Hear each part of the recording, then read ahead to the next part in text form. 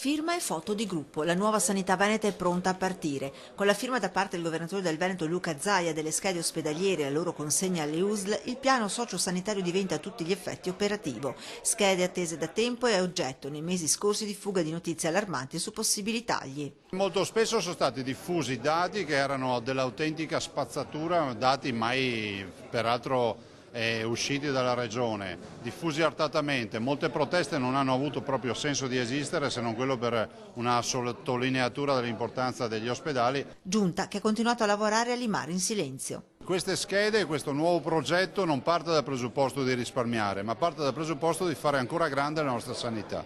Oggi siamo i numeri uno e vogliamo continuare ad esserlo.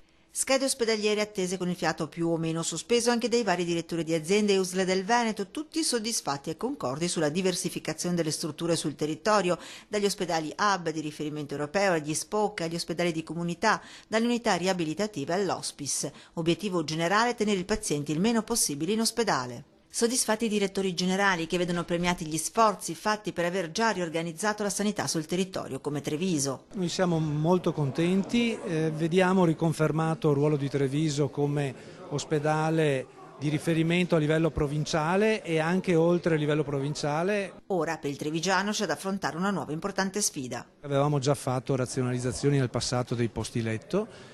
Abbiamo delle 144 posti di ospedali di comunità da attivare e questa è la nuova sfida per rispondere ai bisogni dell'utenza.